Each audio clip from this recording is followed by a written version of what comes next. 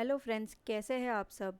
आज मैं आपके लिए लेकर आई हूँ एग लबाबदार की मज़ेदार रेसिपी। नॉर्मल अंडा करी तो आपने कई बार खाई होगी, पर इस तरह से अंडे की रेसिपी बनाएंगे तो बार बार इसी तरह से अंडे बनाकर खाएंगे। चलिए शुरू करते हैं आज की मज़ेदार रेसिपी। यहाँ मैंने 2 मीडियम साइज टमाटर लिए, इसे मैंने रफली चॉप कर लिया है। 10 से 12 काजू लिए हैं। काजू को मैंने 15 मिनट के लिए भिगो कर रख दिया था। इसका स्मूथ सा पेस्ट बनाकर तैयार कर लेंगे।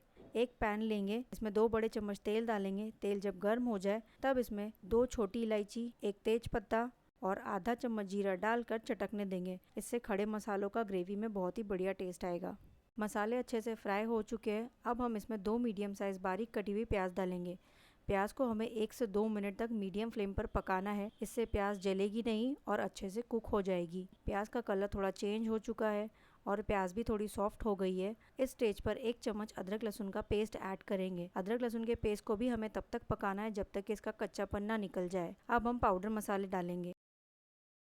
1 चम्मच कश्मीरी लाल मिर्च पाउडर, 1 चम्मच धनिया पाउडर, आधा छोटा चम्मच हल्दी पाउडर, आधा चम्मच जीरा पाउडर डालकर सभी मसालों को प्याज के साथ थोड़ा भून लेंगे। प्याज लगभग पक चुकी है और मसाले भी भून चुके हैं। अब हम गैस का फ्लेम लो कर देंगे और हमने जो काजू टमाटर की पेस्ट बनाकर तैयार कर ली थी वो भी हम इसमें डाल देंगे। जार में थोड़ा पानी डालकर बचे हुए पेस्ट भी इसमें डाल देंगे और इसी पानी से हम मसालों को भूनेंगे। साथ ही इसमें थोड़ा नमक डालेंगे। नमक आप अपने स्वाद अनुसार डालें। काजू टमाटर की पेस्ट को अच्छे से भूनना है। जब तक कि तेल सरफेस आउट ना हो जाए तब तक हमें मसालों को भूनना है। मसाले अच्छे से भून चुके हैं, ऑयल भी सरफेस आउट हो चुका है। यहाँ गैस का फ्लेम मीडियम कर देंगे और ढक कर 2 से 3 मिनट तक पकाएंगे। 2 से 3 मिनट हो चुके हैं। मसालों को चेक कर लेते हैं। मसाले अच्छे से भून रहे हैं। थोड़ा मिक्स कर लेंगे और फिर ढक कर 2 से 3 मिनट तक पकाएंगे। आप सोच रहे होंगे कि मैंने 2 बार ढककर क्यों पकाया है। ग्रेवी में हमने काजू यूज़ किया है, इसलिए मसालों को चलाते हुए पकाएंगे। ध्यान रखें, जब भी आप काजू ग्रेवी में यूज़ करें तो ग्रेवी को चलाते हुए पकाएं।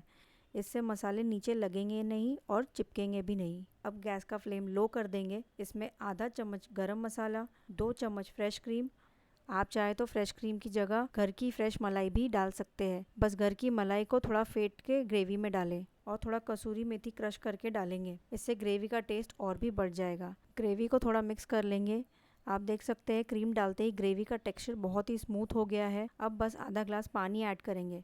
लबाबदार की ग्रेवी ना ही ज़्यादा पतली होती है और ना ही ज़्यादा थिक, इसलिए आधा ग्लास पानी ही डालें। ग्रेवी हमारी अच्छे से मिक्स हो चुकी है। अब हम ग्रेवी में से तेज़पत्ता निकाल लेंगे। तेज़पत्ते के सारे फ्लेवर्स ग्रेवी में आ गए हैं। अब बस थोड़ा फ्रेश हरा धनिया डालकर मिक्स कर लेंगे। ग्रेवी मुझे थोड़ी ज़्यादा थिक लग रही है, इसलिए मैं थोड़ा पानी ऐड कर रही हूँ। यहाँ मैंने आधा ग्लास से भी कम पानी यूज़ किया है। यही परफेक्ट टेक्सचर है ग्रेवी का। अब हम गैस का फ्लेम एकदम लो कर देंगे और अंडे डालेंगे।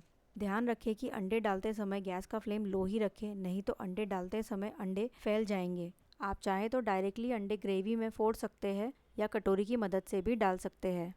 अब बस फाइनल टचेस देंगे। 2 से 3 हरी मिर्च को स्लिट करके इसमें डालेंगे। थोड़ा सा काली मिर्च का पाउडर भी स्प्रिंकल कर देंगे। साथ ही थोड़ा बारीक कटा हुआ फ्रेश हरा धनिया से इसको गार्निश करेंगे। इससे देखने में भी बहुत बढ़िया दिखेगा और खाने में भी फ्लेवर्स बहुत अच्छे आएंगे। अब हम अंडों को ढककर लो फ्लेम पर 5 से 6 मिनट तक पकाएंगे। 5 से 6 मिनट हो चुके हैं। अंडे अच्छे से पक चुके हैं। देखने में जितना बढ़िया लग रहा है, यकीन मानिए खाने में ये उतना ही टेस्टी होता है। बहुत ही रिच एंड क्रीमी टेक्सचर है। अंडे भी बहुत अच्छे से पक चुके हैं।